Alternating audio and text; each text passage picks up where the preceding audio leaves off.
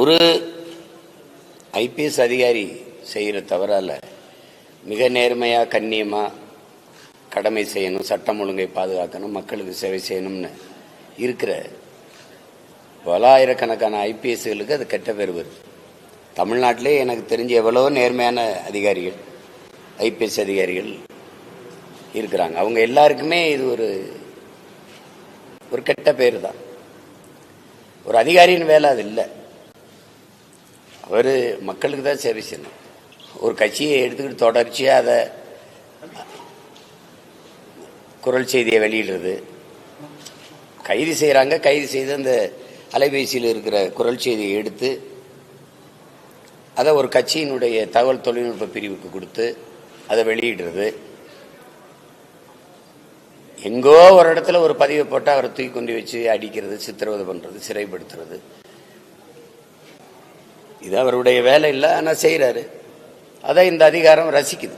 ஏன்னா அவங்க நேரடியாக எங்களோட மோத முடியல, பேச முடியலைங்கும்போது ஒரு அதிகாரியை வச்சு அது சீண்டி பார்க்குது. அது இந்த ஆட்சியாளர்கள் அதை ரசிக்கிறாங்க தானே. இப்படி இதுக்கு முன்னாடி இந்த ஆட்சியாளர்கள் அப்படி ஒரு அதிகாரி இப்படி பேசிட்டு தெரிஞ்சாரா? அம்மையார் ஜெயலலிதா இருக்கும்போது, ஐயா எடப்பாடி இருக்கும்போது, அதுக்கு முன்னாடி இருந்த தலைவர்கள் ஆட்சியில அந்த மாதிரி நடந்திருக்கா? சரி, அதை எதிர்கொள்வோம், பார்த்துக்கிறோம். சரி, சண்டை போடுறதுன்னு ஆயிடுச்சு, போட்டுருவோம். வேற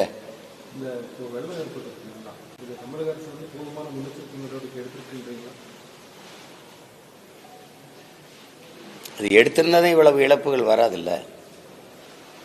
இப்போ ஒரு பாலம் கட்டுறாங்க. ஒரு 3 மாசத்துக்கு முன்னாடி அந்த பாலத்தை கட்டி திறந்து வச்சவர் பொதுப்பணித்துறை அமைச்சர் தான். இந்த வெள்ளத்துக்கு அந்த பாலமே இருந்த சுவடே இல்லாமல் அழிஞ்சு போகுது அப்படின்னா, இடிஞ்சு போயிடுச்சு அப்படின்னா என்ன உறுதித்தன்மையோட கட்டுறீங்க? இந்த தன்மையில தான் இவங்க ஆட்சி இருக்கு பாருங்க. அப்ப மக்கள் பயன்பாட்டுக்கு ஒரு 3 மாத காலங்கள் கூட நிக்காத அளவுக்கு உறுதியில் இருக்கு. ஆனா வெள்ளக்காரங்காலத்தில் கட்டின பாலம் நம்ம பயணிச்சிட்டு இருக்கோம். அப்ப இது இந்த கொள்ளக்காரங்களுக்கு வெள்ளக்காரன் எவ்வளவு பரவாயில்ல. இது எல்லாமே ஒரு ஏமாற்றாதான் இருக்கு. மக்கள் நலன் சார்ந்து நாட்டையும் மக்களையும் நேசிக்கிறவன், பேரன்பு கொண்டு காதலிக்கிறவன் தானே அது செய்வான். இது என் நாடு, என் மக்கள், அவர்கள் பயணம் பண்ண வேண்டிய பாதை, அவங்க படிக்கிற பள்ளிக்கூடம், அவங்க படிக்கிற கல்லூரி, எத்தனை அரசு பள்ளிக்கூடங்கள் மேற்கூரை இடிஞ்சு விழுந்து நீங்க பாக்குறீங்கல்ல, பிள்ளைகள் காயம்படுவது. அப்ப அவ்வளவு பொறுப்பற்று இருக்கு ஒவ்வொரு கட்டடங்கள். அரசு குடியிருப்பு கட்டி கொடுத்த, குடிசை மாற்று வாரியம் கட்டி கொடுத்த இடத்துல வீடு இடிஞ்சு ஒருத்தர் இறந்துடுறாரு. குடிசையில் இருந்தாலும் அவர் உயிரோடு இருந்திருப்பாரு. இது என்னது? இந்த தரத்துல தான் அரசு இருக்கு.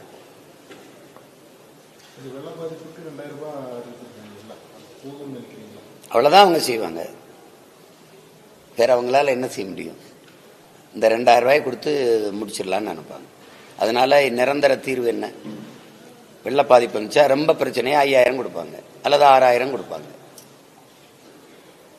சென்னையில பாதிக்கப்பட்டதுக்குலாம் 6000 கொடுத்தாங்க. அதுதான் ஐயா மருத்துவர் ராமதாஸ் ஐயா கூட கொடுத்துருக்காங்க.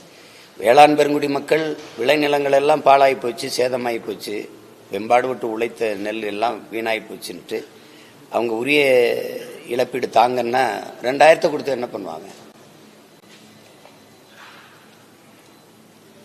அவங்க ஒன்றும் கள்ளச்சாரம் குடிச்சு சாகலையே.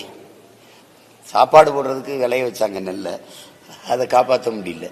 அதுக்கு அவ்வளவுதான் 2000 அதிகம் நினைப்பாங்க.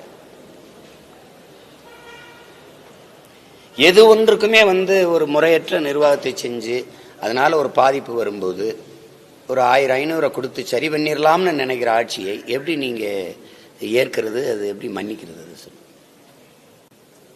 குடும்ப தலைவிக்கு ஒரு 1000 கொடுத்துடலாம், அந்த வாக்கு சரியாயிரும். அவர் பெண்கள் படிக்க போற இளம் பெண்களுக்கு ஒரு 1000 கொடுத்துடலாம், அந்த இளம் பெண்கள் வாக்க சரி பண்ணிடலாம்.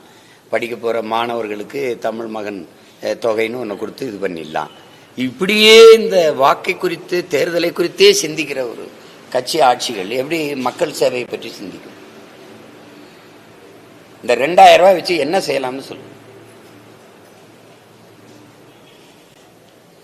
அவ்வளவுதான். அவங்க கேட்டா மத்திய அரசு எங்களுக்கு தரலைம்பாங்க, நிதி தரலைன்னு.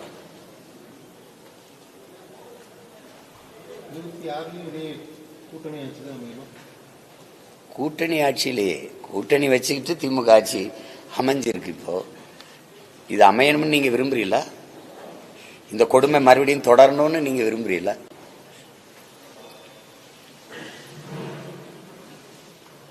இது தொடரக்கூடாதுன்னு தான் நாங்கள்லாம் தொடர்ந்து போராடிட்டு இருக்கோம். களத்தை விட்டு வெளியேறாம இடைத்தேர்தலோ பொது தேர்தலோ உள்ளாட்சியோ பாராளுமன்றமோ எந்த தேர்தலாக இருந்தாலும் நாங்கள் தொடர்ச்சியாக மக்களுக்கு ஒரு நம்பிக்கையை கொடுத்து ஒரு மாற்று அரசியல், ஒரு புதிய தத்துவம், புதிய கோட்பாடு, மண்ணை மக்களை பேரன்பு கொண்டு நேசிக்கிற இளைய பிள்ளைகள் நாங்கள். இந்த மண்ணின் பிள்ளைகள், மக்களிடமிருந்து மக்களுக்காக வந்த பிள்ளைகள் தொடர்ச்சியாக களத்தில் நிற்கிறோம். இம்முறையும் நிற்கிறோம்.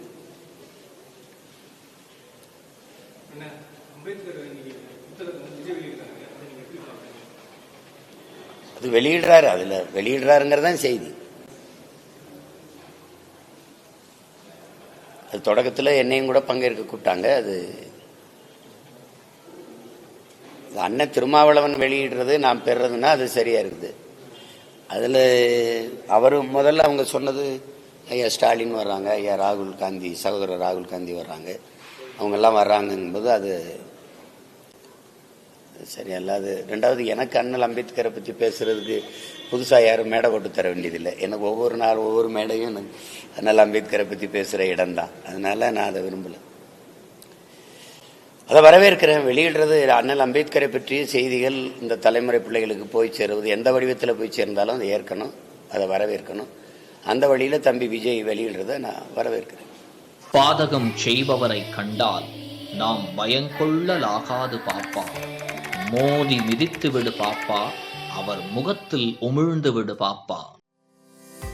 அண்மை செய்திகளை உடனுக்குடன் தெரிந்து கொள்ள இணைந்திருங்கள் இயம்நாடு தொலைக்காட்சியுடன்.